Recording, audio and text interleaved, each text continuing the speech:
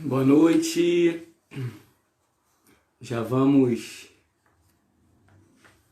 chegando por aí para a gente começar então a nossa terceira noite da nossa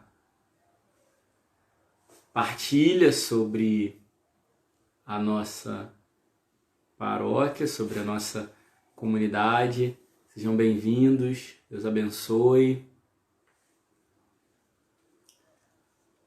Que Deus continue abençoando e sustentando cada um de vocês, para que essas noites também sirvam para nos ajudar a crescer na fé, nos ajudem a crescer na esperança no Senhor, para que nós possamos nos tornar cada vez mais homens e mulheres de Deus, homens e mulheres apaixonados pela igreja, cheios de vontade de seguir o Senhor e dar a Ele tudo aquilo que temos e somos.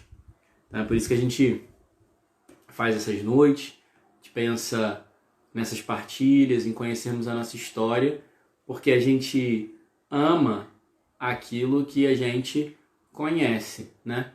Então a gente consegue amar cada vez mais a nossa igreja, amar cada vez mais aquilo que o grande tesouro que o Senhor deixou para nós, aquilo que o Senhor desejou para cada um de nós, que foi que estivéssemos aqui nesse lugar chamado Jardim Palmares, correto? Então, a gente tem visto nesses dias observando, né, e experimentando na nossa história, quantas graças o Senhor fez, quantas coisas o Senhor realizou no meio da nossa comunidade. Então, não existem motivos para nós de acharmos que Deus não tem olhado para nós, que Deus não está em nosso favor, porque nós vemos ao longo da história da nossa comunidade muitos e muitos frutos da providência de Deus, muitos e muitos frutos do amor de Deus, né? Então nós vamos vendo nesses pequenos sinais e pequenos gestos como que o Senhor se manifesta, como que Ele faz a sua obra e manifesta o seu amor no meio de nós, no meio de todas essas situações, de todas essas coisas, tá bom? Então, que essa noite também possa ser mais uma noite para nós experimentarmos desse amor de Deus, do amor do Senhor por cada um de nós. Seja mais uma oportunidade para nós crescermos na fé e na esperança no Senhor, para que a gente possa seguir a nossa caminhada de fé, entendendo e percebendo que nós somos chamados a ser cada vez mais de Deus, a sermos sempre mais pessoas que buscam o Senhor e somente a Ele, né? A gente não busca nada pra gente, mas a gente busca o Senhor, porque a nossa recompensa, o nosso tesouro, a gente vai ter lá no céu, né? Então, a gente vai esperando aí, dando uns 10 minutinhos sempre, né? Para o pessoal poder ir entrando, chegando aí na nossa transmissão, e para poderem chegarem aí, a gente poder começar com a presença do povo de Deus, que vai aí chegando e vai se manifestando diante da nossa transmissão. Não esquecendo de apertar aí o coraçãozinho para curtir a nossa transmissão, para curtir, porque isso também nos ajuda a impulsionar a nossa página. Então vai clicando aí também no coraçãozinho, tá bom? Que isso também nos ajuda a curtir, nos ajuda a ser impulsionados na nossa página e aumentar, ampliar, né, a nossa evangelização, tá bom? Então, vamos dar início, né, à nossa noite, contando um pouquinho mais da nossa história. Então, hoje a gente vai caminhar pela década de 90, né? Então a gente vai caminhar um pouquinho pela década de 90, um pouquinho da história da nossa comunidade e vendo algumas coisas bem interessantes e frutos interessantes que foram colhidos da nossa comunidade. Então vamos pedir mais uma vez a intercessão da bem-aventurada Virgem Maria para que ela possa interceder por nós, para que possamos experimentar e colher muitos frutos dessa noite maravilhosa na nossa vida. Em nome do Pai, do Filho, do Espírito Santo. Amém. Ave Maria, cheia de graça, o Senhor é convosco. Bendita sois vós entre as mulheres, bendito é o fruto do vosso ventre, Jesus. Santa Maria, Mãe de Deus, rogai por nós, pecadores, agora e na hora de nossa morte. Amém. Nós te pedimos, ó Virgem Mãe, que possas interceder por cada um de nós, guardar as nossas famílias e afastar de nós todo o mal, apresentando tudo o que temos e somos ao teu Filho Jesus. Em nome do Pai, do Filho e do Espírito Santo. Amém. Então, queridos, nós vamos hoje caminhar, nós vimos o contexto da fundação da nossa comunidade em torno da década de 70, né, no finalzinho da década de 70, começou ali pelos meados de 70, e em 76 a gente foi elevado ao status de paróquia, né? Na década de 60 e começo de 70, o bairro estava sendo criado e as coisas estavam começando a se desenvolver, mas fomos elevados ao status de paróquia ali no finalzinho da década de 70. Ontem a gente viu um pouquinho da nossa história, da nossa caminhada pela década de 80, e hoje a gente vai caminhar pela década de 90, que basicamente, diferente do que a gente viu nas outras décadas, foi basicamente uma década dedicada uma década em que contamos com a devoção e o carinho do Padre Roberto por cada um de nós. Hoje eu conversei com ele, aí ele falou pra mim que ele não é muito avesso, eu queria que ele participasse essa noite com a gente. Queria fazer essa surpresa pra vocês, dele participar essa noite com a gente, ia colocar ele dividindo aqui a transmissão, para que ele também pudesse partilhar um pouco. Mas ele falou que ele não é avesso a redes sociais, essas coisas. Então o que ele vai fazer? Ele vai fazer um vídeo para nós, dando o testemunho dele, do tempo que ele viveu aqui, que foram 7 anos, né? Foi de 92 a 99, então arredondando quase 8 anos de muita evangelização e muito trabalho aqui na nossa comunidade. Então ele falou que ele vai gravar um vídeo, e aí quando ele gravar o vídeo a gente posta também no YouTube da nossa paróquia, para que todos possam ter acesso e ver. Ele falou que vai gravar, que ele falou que tem uma pessoa lá na paróquia dele que ajuda ele, e aí ele ia gravar com essa pessoa lá, dando testemunho dele. Eu falei para ele o que a gente estava vivendo, a gente conversou um pouquinho hoje, e aí... Mas ele falou que esses negócios de ir ao vivo, de ficar mexendo no Instagram, essas coisas, ele não sabe mexer, então ele não ia se aventurar por isso. Aí a gente combinou assim, então ele vai fazer o vídeo. Então hoje a gente vai falar um pouquinho vou falar assim bem, né, tranquilamente, bem algumas coisas, os fatos mais marcantes assim que eu fui conseguindo encontrar dos relatos que ele deixou no livro da história da paróquia. E também a gente vai poder contar com o testemunho dele, que vai fazer então para nós esse vídeo contando, né, do testemunho dele, dos anos que ele viveu aqui na nossa comunidade. Então, o Padre Roberto chegou aqui no começo de 92, no dia 16 de fevereiro. Ele já tinha andado e passado por aqui, porque eu não sei se vocês lembram que eu fui falando ao longo da década de 80 e o comecinho de 90, que a nossa paróquia sempre teve assim, a passagem por aqui pela paróquia de muitos diáconos no finalzinho do seu período de formação no seminário. Porque o seminário sempre teve o costume, os diáconos, quando estavam lá pelo 3º ano de teologia, ou às vezes no 4º ano de teologia, então eles eram ordenados diáconos, e eles iam fazer o estágio pastoral nas paróquias.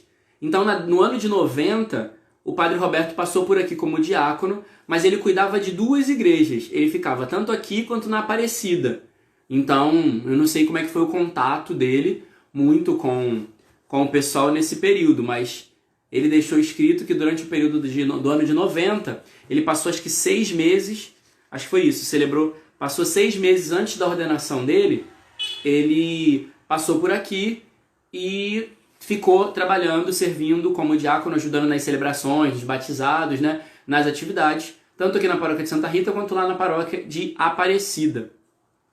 E aí, nesse mesmo ano de 90, ele foi ordenado no dia... E eu perdi a data, mas eu sei que no dia 19 de agosto, que foi no terceiro, acho que foi o terceiro dia depois da ordenação dele, foi por ali, por agosto. Aí ele celebrou a primeira missa dele aqui na paróquia.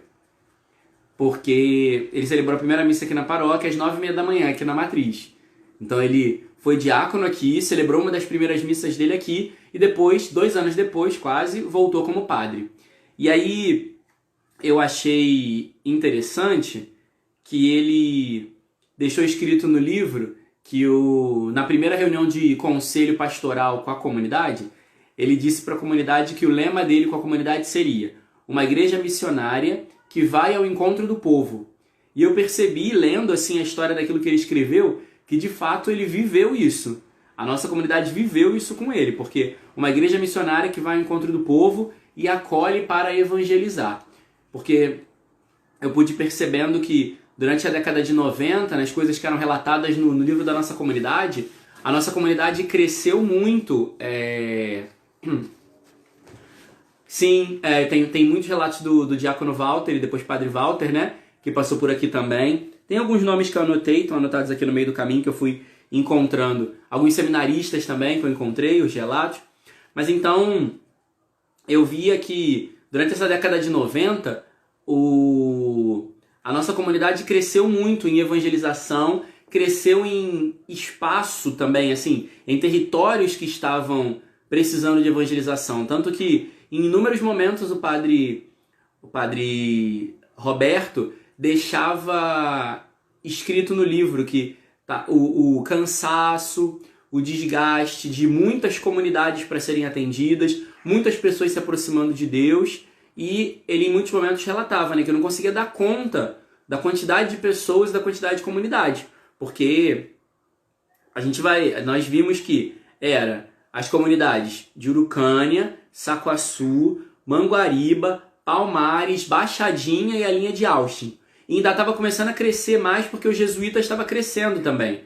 Então nesse inteirinho ali, a gente está falando aqui Baixadinha, mas jesuítas ainda é aquela parte depois, um pouquinho mais para frente, né? Então ainda estava crescendo essa parte dos jesuítas, aquilo tudo estava também se desenvolvendo.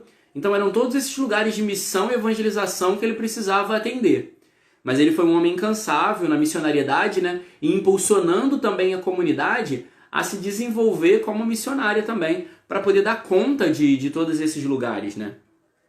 E aí, eu achei interessante um relato que, nesse ano de 92, no Domingo de Ramos, ele dividiu as celebrações. Então teve uma missa 7 horas da manhã, que foi celebrada para a comunidade de Urucânia e Saquaçu. E 10h30 teve uma missa para Manguariba, Palmares, Baixadinha e linha de Austin. E aí, como tinha muita gente na procissão de Ramos, aí não cabia dentro da igreja. Aí o que ele fez? Ele improvisou um altar na caçamba de uma Kombi, né, do carro que estava carregando o som para a procissão, e ali celebrou a missa. Então, olha que interessante isso também, né? A participação em massa do povo não cabia nem dentro da igreja, então conseguiram celebrar a missa aqui no Rodo, né? E foi ali que foi celebrada a Santa Missa do Domingo de Ramos, com todo mundo aqui nesse pedaço. Sim, nesse período foi um período em que a paróquia bombou em missão popular. A paróquia bombou em missão e evangelização, em porta a porta, em sair e anunciar. Então isso, é bom porque lendo a história da paróquia, a gente também vai entendendo e percebendo daquilo que nós somos capazes. Então assim, quando tudo isso passar, também precisa ser um tempo para nós de sermos motivados cada vez mais a essa evangelização. Não é porque voltou, a gente vai voltar e vai ficar trancado dentro da igreja, não. nós vamos sair para o anúncio e para evangelizar, porque faz parte da história da nossa comunidade. Nós somos uma comunidade que incansavelmente anunciava o evangelho, anunciava o amor de Deus, visitava o povo e pregava o amor de Deus e Jesus Cristo e ajudava pessoas a conhecerem Jesus e a se converter. Então a gente não pode ficar acomodado. Isso faz parte da nossa história, da nossa comunidade, de crescermos e evangelizar. Então, quando tudo isso passar, partiu missão, partiu evangelização. E aí, em março, tem um relato interessante que ele deixou em março de 92, então começou o grupo jovem da comunidade, aqui da paróquia. E aí, como não tinha muito espaço, o que os jovens foram fazer? O primeiro encontro do grupo jovem, em 92, foi lá no porão aqui da casa. E o que foi o encontro? Arrumar o porão para os próximos encontros. Então, em 92, lá em março, começou o grupo jovem, né, daqui da comunidade. Se tiver alguém aí que participou disso, já se manifesta aí, já coloca aí. No ano de 92, o início do grupo jovem, que foi no porão aqui da casa, onde também eles fizeram uma arrumação para poder fazerem os próximos encontros e as atividades. Então, tem uma coisa muito interessante para a gente ver a capacidade de evangelização e o tamanho e a força da nossa comunidade. No ano de 92, tem um documento transcrito no livro que fala que da quinta região que incluía Nossa Senhora de Fátima, Jesus Salvador do Mundo, Nossa Senhora da Conceição de Santa Cruz e Santa Rita, esse documento fala que a paróquia com maior extensão, a maior paróquia em extensão era Santa Rita de Cássia. Então a nossa paróquia, mesmo nosso tempo sendo pequeno e tudo, mas a nossa paróquia em extensão, até 92, era a maior da região. Nós éramos maiores do que a Conceição de Santa Cruz, o nosso território, a nossa extensão. Porque também, imagina, nós íamos daqui de Palmares até lá em Jesuítas, lá no Extra, lá perto do antigo Extra. Então é muita coisa, é muito chão para a gente percorrer. Então a nossa comunidade tinha uma extensão muito grande. Hoje nós não temos uma extensão tão grande, mas devemos continuar desenvolvendo a nossa missionariedade, o nosso serviço à igreja. E aí foi também nesse período que tinha mais capelas, eram 9 capelas, se eu não me engano. Depois dela, não. Isso, acho que eram 9 capelas, e a depois dela era maior, era a Conceição, que tinha 7. Mas nós tínhamos 9 capelas nessa época. Então, 9 comunidades, né? E foi nessa época, então, que depois de já passado um tempo, o padre Roberto começou, então, a tentar dividir a paróquia e criar novas comunidades. Então é isso. Então eram 11 e quem tinha 9 era a Nossa Senhora da Conceição. Acho que era isso mesmo. Aqui tinham 11 e a Nossa Senhora da Conceição tinham 9 e quem tinha 7 acho que era a Nossa Senhora de Fátima. A Fátima tinha 7, a Conceição 9 e aqui tinha 11. Então, o padre Roberto começou a pensar em como ele poderia fazer para desenvolver melhor esse trabalho, para que as comunidades fossem melhores atendidas. Então, foi aí que começou a ideia do surgimento das novas paróquias da região, que a gente vai ver daqui a pouquinho como que se desenvolveu. Então, no ano de 93, eu achei interessante que ele fala sobre um grande engajamento da comunidade, porque em muitos momentos ele vai falando, relatando, a gente vai vendo nos relatos, que a nossa comunidade sempre foi grande, mas com poucas pessoas enganjadas. O que significa engajamento? É aquela coisa que sempre nas festas tem as mesmas pessoas trabalhando. Tudo que acontece são as mesmas caras. Então, nesse ano de 93, começou a mudar um pouco a realidade. Ele começou a perceber que tinha um maior engajamento da comunidade. E uma outra coisa que me saltou os olhos foi que o número de dizimistas dobrou. Então, nós tivemos o dobro do número de dizimistas a partir do ano de 93. Então, isso também é um outro sinal para a comunidade do engajamento das pessoas, né? Porque aqueles que são comprometidos, obviamente, aqueles que podem, né? Que têm condições para tal e são comprometidos com a sua comunidade, devolvem o seu dízimo como uma forma de ajudar a sua igreja. Isso é engajamento.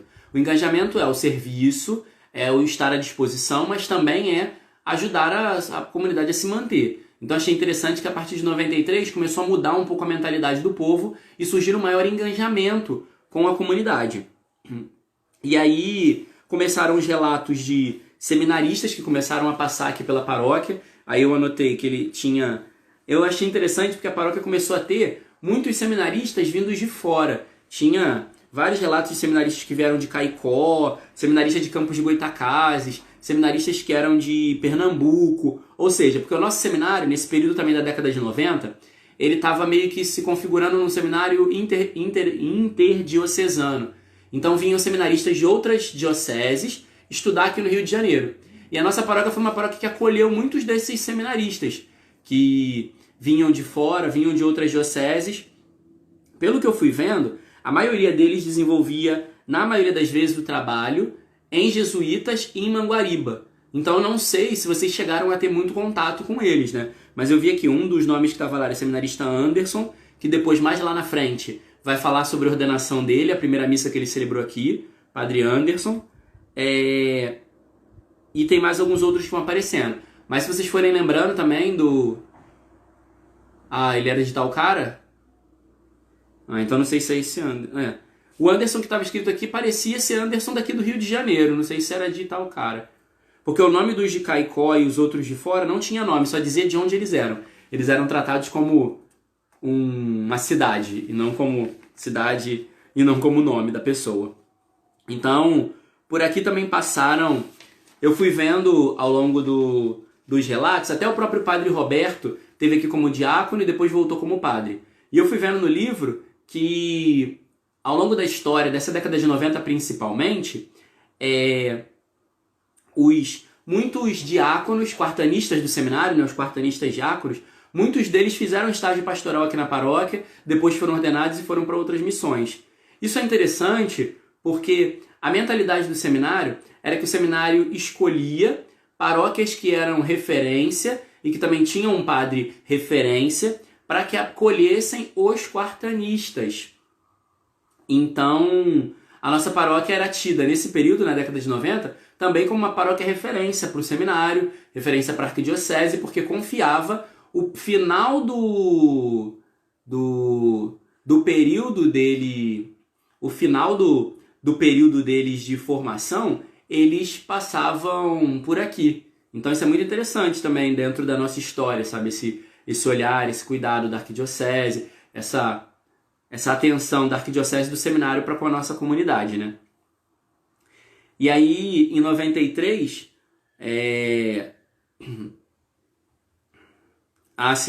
em 93 é quando eu encontrei um relato, um dos primeiros relatos de uma grande festa que foi feita no dia de São Jorge, que teve a festa no dia dele, depois teve comemorações posteriores também. Porque eu vi que o Padre Osmaí já celebrava São Jorge, mas já fazia celebrações de dia de São Jorge, mas a festa mais organizada, de forma sistemática, eu encontrei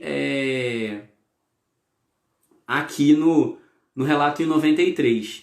Aí falava também de um seminarista chamado Fábio, que estava no terceiro ano de teologia, que também passou por aqui no ano de 93. Não sei se vocês lembram, o seminarista Fábio passou por aqui no terceiro... Ele era do terceiro ano de teologia. Não sei se vocês lembram. Aí fala também, 93, foi a ordenação diaconal do diácono Walter e depois também a ordenação sacerdotal. Então em 93 a comunidade acompanhou a ordenação diaconal e a ordenação presbiteral do diácono e depois padre Walter. E aí, encontrei aqui, os seminaristas que eu anotei, seminarista Jackson, Rivaldo, Fabiano e o Anderson. E aí nesse período também começaram a haver chegaram algumas outras religiosas para ajudar o padre a cuidar dessas outras comunidades. Então, lá em Manguariba, né, começou a ter também um trabalho feito com as irmãs lá em Manguariba, e também muitos diáconos transitórios passando pela nossa comunidade, muitos diáconos transitórios. E aí foi nesse período também de 93 que foi feito um mutirão para poder fazer a laje da igreja, do salão, né, do lugar onde celebrava a missa, lá em Manguariba. Então foi quando também, foi quando começou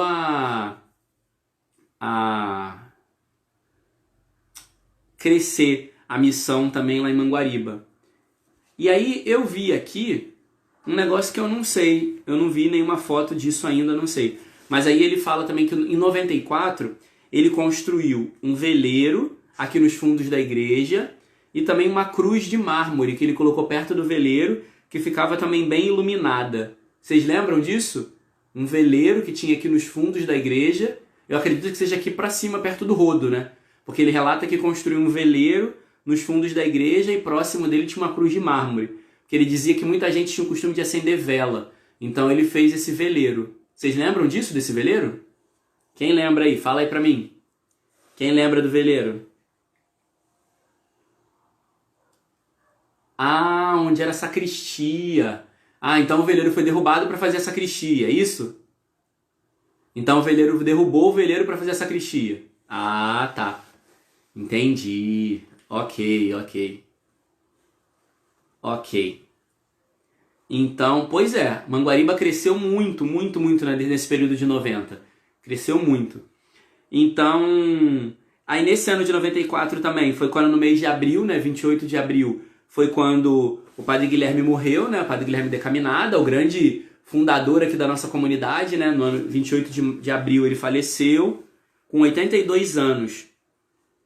Então, aos 82 anos ele faleceu e aí teve o povo daqui todo foi lá para Santa Cruz para poder participar do velório, né? E tiveram, ao longo de muitos anos também, da década de 90, todo ano se tinha o costume também de celebrar, né, a missa, né, pela alma dele, né, por ele ter sido esse homem tão importante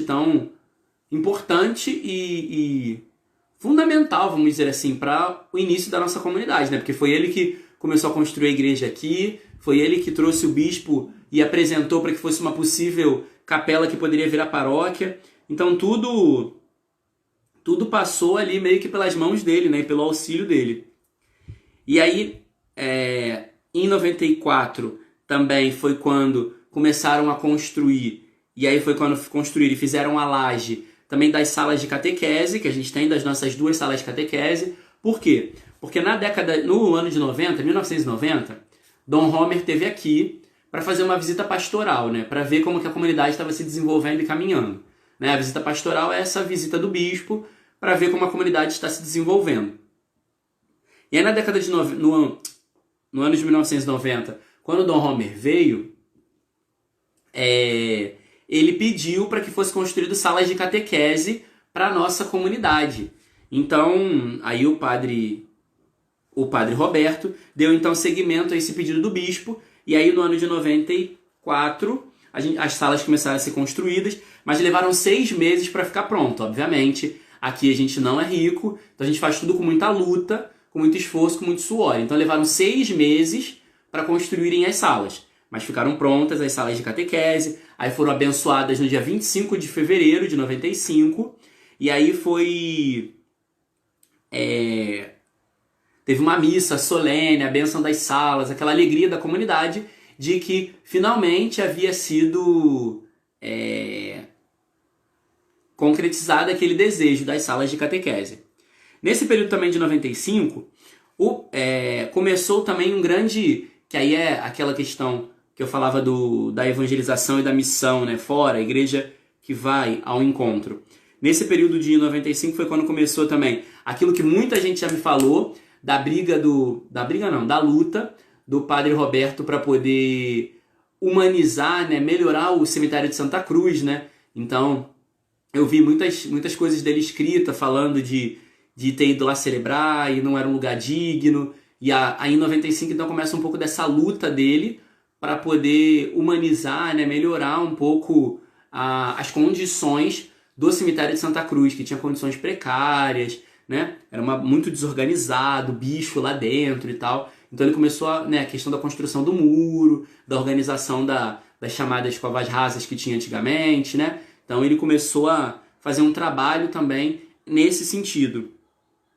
E também foi um momento em que ele promoveu um grande engajamento das pessoas para também pela melhor pavimentação e iluminação do bairro. Porque porque ele relata que aqui em cima era muito iluminado, mal iluminado, a ladeira de barro, né, que as pessoas caíam e se sujavam. Então começou todo um engajamento também, envolvendo a comunidade, para que pudesse pavimentar a ladeira, né, a subida da igreja, as ruas. Ele chamou o prefeito esteve aqui, o bispo também, para poder melhorar as condições do nosso bairro. E aí, nesse ano de 95 também, foi quando aconteceu o primeiro parto da nossa comunidade. Porque aí em julho, 29 de julho de 95, foi quando a Santa Terezinha de Urucânia foi feita a paróquia. Então foi o dia que nasceu a nossa primeira filha. A nossa comunidade gerou a primeira filha, gerou a primeira comunidade para a igreja. Então daqui saiu a paróquia Santa Terezinha, que era a nossa capela. Aí a paróquia de Santa Terezinha foi criada e pegou algumas das nossas capelas e se tornou a divisa, porque o nosso território ia daqui até lá em Santa Cruz, dividindo com a Conceição. Então a Santa Terezinha de Urucânia ficou no meio e dividiu um pouco melhor o território. Então já melhorou um pouco a questão da missão e do trabalho que precisava ser desenvolvido aqui na região. E aí, depois, no período de 96 e 97, foi um período que o padre Roberto acabou se envolvendo com alguns outros trabalhos, algumas outras atividades, até por conta do direito canônico e algumas outras coisas. Então não tem muito relato no livro, que ele até pede desculpas por não ter conseguido escrever muita coisa. E aí os relatos vão, mas ainda tem alguns relatos, algumas coisinhas aqui. Que em 95, então no ano de 95, a paróquia conseguiu comprar o seu primeiro ostensório. Olha aí, pelo modelo que ele descreve, eu acho que é aquele ostensório pequeno que a gente tem. Pelo modelo que ele descreve um modelo italiano, e ele vai falando um pouco das características, eu suspeito que seja aquele ostensório menorzinho que nós temos, que foi adquirido com o relato dele com muito sacrifício pela comunidade no ano de 95. Adquirido um ostensório pequeno, italiano e tudo. Então, eu acredito que a gente só tem dois. Ou esse ostensório não existe mais, ou não sei. Ah, é o da relíquia? Ah, tá. Então o ostensório que está a relíquia. Ok. Então o ostensório que ele adquiriu era o que está a relíquia de Santa Rita. Ok, já sei qual é então. E aí em 96, então, foi quando tem o relato da nossa primeira peregrinação a Porto das Caixas. A peregrinação a Porto das Caixas que nós fizemos esse ano, né? Que infelizmente eu não pude ir porque caiu no domingo, né? Então eu não pude estar presente, mas foi nesse período também, 96, que foi feita a primeira peregrinação a Porto das Caixas, no dia 25 de janeiro. E aí foi também no ano de 96, quando a irmã Nivalda chegou aqui para a missão para poder trabalhar e dar vida à comunidade lá em Manguariba. Então ela ficou responsável pela missão, pela igreja lá de Manguariba, fazendo o trabalho crescer lá em Manguariba. A irmã Nivalda. Lembram da irmã Nivalda? Quem lembra da irmã Nivalda aí? Fala aí quem lembra da irmã Nivalda. Hoje a Rita veio aqui e deixou umas fotos de umas irmãs. Só que não tem legenda, então não dá para saber quem são. Mas a Rita deixou algumas fotos aqui das irmãs, ela trouxe aqui em casa hoje. Tem algumas irmãs nas fotos, eu só não sei identificar, né? Porque eu não as conheço, não as conheci. Então, em 97, então começaram, foi o que o Jorge colocou aí. O Jorge colocou aí que o padre Roberto também, muito enganjado, começou também a luta pela passarela, né? O Jorge colocou aí. Então foi nesse ano de 97, porque começaram a acontecer muitos acidentes aqui, né? Um movimento na Avenida Brasil, o povo, os bairros daqui crescendo, né? Tudo aqui crescendo para jesuítas aqui para cima. Então começou também um movimento. E aí...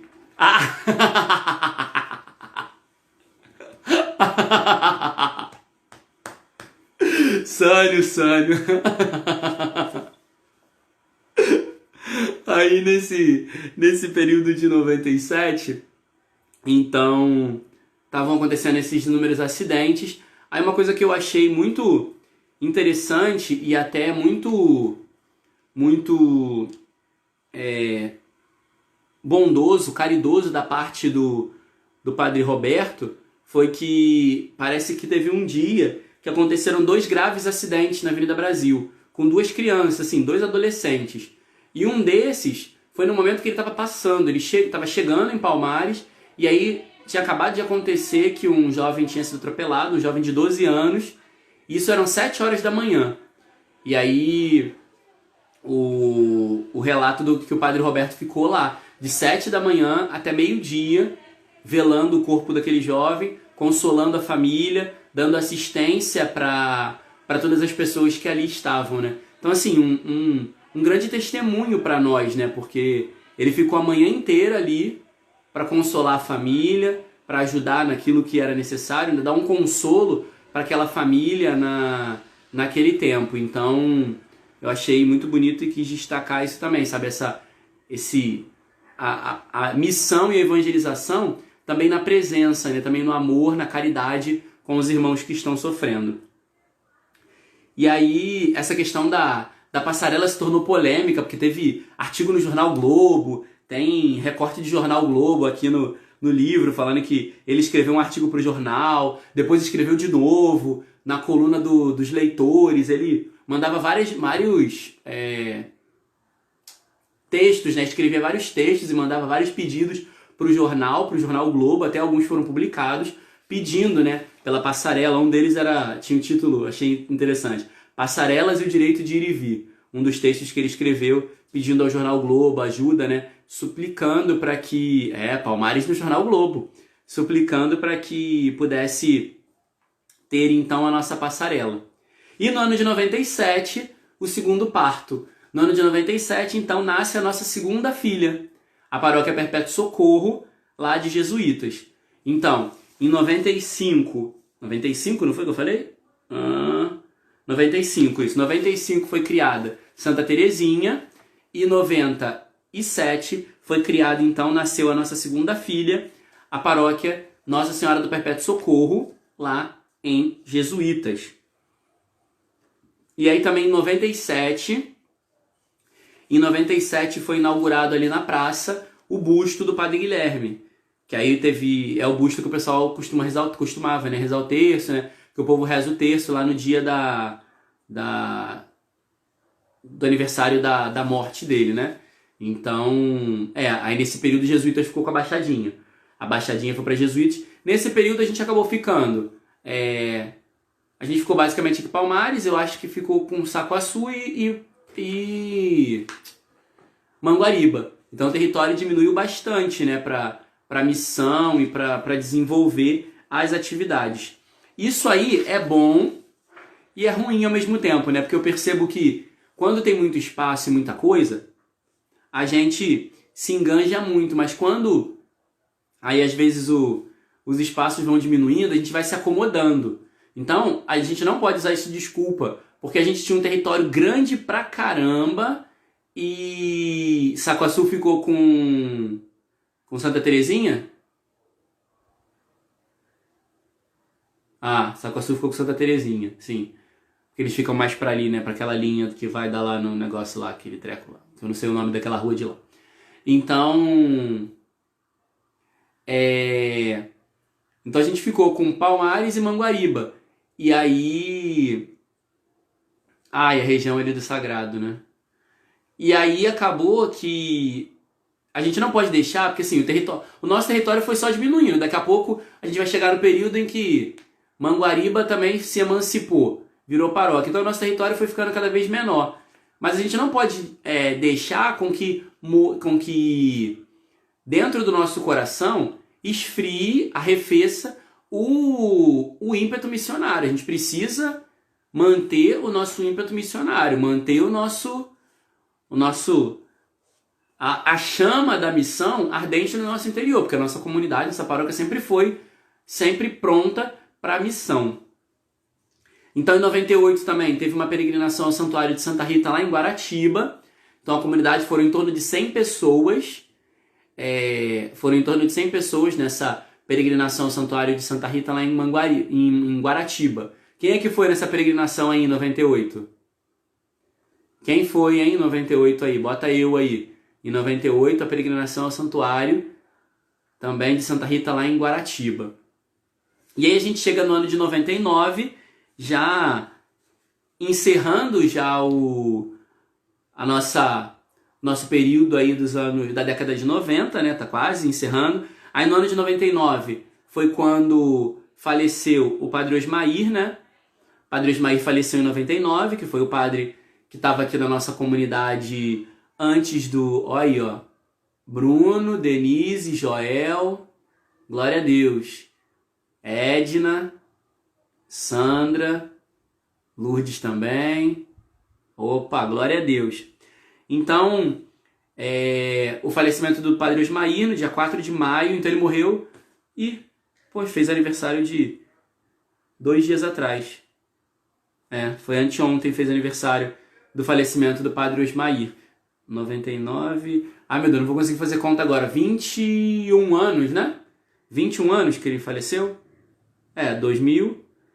2020, 21 anos que ele faleceu. Anteontem fez 21 anos que o Padre Osmair faleceu. E eu achei uma coisa interessante, um relato interessante no Jorge também foi, ele está dizendo. Uma coisa interessante que eu achei nesse período é que fala que um dia antes dele falecer, ele estava internado lá no Hospital da Ordem Terceira. E teve um grupo de paroquianos que se reuniu para ir visitá-lo lá no hospital. E aí fala, né, que a Edna, a Maristela e o Joel e mais um grupo de pessoas foram visitá-lo no hospital um dia antes dele morrer. Então eu quis destacar isso porque eu achei bonito na história da nossa comunidade, que a gente não pode perder, que é esse carinho e o amor pelos padres. A gente precisa alimentar cada vez mais no nosso coração o amor pelos padres, porque foram eles que nos ajudaram a chegar aqui onde estamos. Então a gente precisa sempre, por exemplo, Padre Francisco, algumas pessoas, né, Padre Vovô, algumas pessoas me falam que às vezes ligam para ele, mandam mensagem, que ele está na casa do padre nesse período. Então é importante a gente mandar mensagem, procurar saber do padre. Padre Roberto, mandar mensagem para ele. Olha quanta coisa nós vivemos aqui. Hoje nós só falamos do tempo que o Padre Roberto esteve aqui com a gente. Então é importante a gente mandar mensagem para ele, procurar saber como ele está, ter esse cuidado com os padres. A nossa comunidade precisa ser, sempre foi, né, pela história que eu vejo, mas precisa ser cada vez mais uma comunidade que ama os padres, né, que está sempre buscando, rezando pelos padres, né, oferecendo sacrifícios por eles, porque é o que eles fazem por nós, né? Os padres oferecem sacrifício por cada um de nós. E a gente também precisa, então, ter a nossa gratidão, a nossa oração por eles. A gente entende que, obviamente, eu sou o pior de todos, sou cheio de limitações e de fraquezas. Mas a gente tem que aprender a não olhar só para a fraqueza do outro, mas olhar por tudo aquilo que ele faz por nós. Então que a gente seja cada dia mais uma paróquia que ama os padres. Então eu queria muito motivar vocês se você tem contato, e há muito tempo não fala com os padres que por aqui passaram, mas você ainda tem contato, liga para eles, manda mensagem. Vamos aproveitar também esse período que nós estamos vivendo da nossa história, para também mandar mensagem para eles. Mande mensagem para os padres. Obrigado pelo tempo que o senhor passou aqui na nossa paróquia. Obrigado pelo que o senhor fez aqui. Vamos mandar mensagem para os padres também. Fazer gestos concretos de amarmos a nossa história e podermos ajudar também o padre, né? Pô, imagina o padre recebendo uma mensagem de um povo que ele não vê há mó tempão, agradecendo a ele pelo período que ele teve aqui. Então vamos fazer isso também nesse mês, como gesto concreto, de mandar mensagem para os padres, agradecê-los por aquilo que eles fizeram, pelo tempo que eles passaram aqui, tá bom? Se vocês ainda tiverem o contato deles, tiverem contato no Facebook, nas redes sociais, mandem mensagem para eles, liga, agradeça a tudo que eles fizeram aqui na nossa comunidade. E aí, também nesse ano de 99, ia ser firmado um acordo com a Congregação dos Missionários do Sagrado Coração para que eles pudessem ajudar o Padre Roberto aqui na missão, na comunidade, que já estava querendo organizar um pouco mais lá ao outro lado, em Manguariba. Mas aí tiveram algumas dificuldades de processo, algumas dificuldades, então acabou que não aconteceu, né? Os padres colombianos que iam vir para ajudar no trabalho, mas aí acabou que não deu muito certo. E aí no dia 25 de setembro de 99, foi a missa de despedida do Padre Roberto. Então ele chegou aqui 16 de fevereiro de 92 e se despediu em 25 de setembro de 99. E em 28 de novembro foi a posse do Padre Vovô, Padre José Francisco Irmão, foi quando ele tomou posse como o sucessor, né, o próximo padre após o Padre Roberto. Aí isso daí já vão ser cenas dos próximos capítulos, que amanhã a gente vai falar desse finalzinho de 90 e também entrar, finalmente, chegarmos nos anos 2000, a virada do milênio, vai chegar, o milênio vai virar, e aí a gente vai ver o que aconteceu com Santa Rita de Cássia quando virou o milênio. Meu Deus, todo mundo achando que o mundo ia acabar, Jesus ia voltar, ele não voltou ainda, mas mandou para cá, nos mandou continuar aqui, exercendo a nossa missão de evangelização. Então, queridos, foi mais uma noite muito boa, maravilhosa, pelo menos para mim foi bom. Essa tarde, eu passei a tarde toda lendo essas coisas, que o Padre Roberto, graças a Deus, gostava era de escrever, então eu fiquei lendo tudo que ele escreveu lá, olhando e vendo para poder passar para vocês, mas foi uma bênção. Então eu espero que vocês aproveitem, que isso ajude vocês a serem mais gratos a Deus, a crescerem na fé e no amor a Jesus, tá bom? Então que Deus abençoe vocês, que Deus sustente e fortaleça na luta de cada dia. E não esqueçam, nosso gesto concreto também desse mês de maio, mês Santa Rita, é mandarmos mensagem, entrarmos em contato com os padres que a gente conhece, que passaram aqui pela nossa comunidade, para agradecê-los, né? Vamos fazer esse gesto de gratidão para com os padres, né? Também, que foram muito importantes para a nossa história, tá bom? Então, queridos, que Deus abençoe, sustente e fortaleça cada um de vocês, tá bom? Então amanhã a gente se encontra mais uma vez, amanhã a gente partilha um pouquinho mais sobre a nossa história e a nossa comunidade, tá bom? Então, mas eu acho que ele... mas tinha uma secretária, tem umas partes que tem uma letra bem bonita, deve ser a secretária. Então, vamos receber a bênção de Deus para podermos termos uma noite tranquila no dia de hoje. O Senhor esteja convosco, que o Deus Todo-Poderoso, rico em misericórdia, vos abençoe, vos guarde, fortaleça e sustente. Em nome do Pai, do Filho e do Espírito Santo. Amém. Deus abençoe, queridos. Fiquem com Deus. Que a alegria do Senhor seja a nossa força todos os dias e que encontrarmos com a nossa história faça a gente crescer na fé e no amor a Jesus, tá bom? Deus abençoe, fiquem com Deus e somos todos Rita!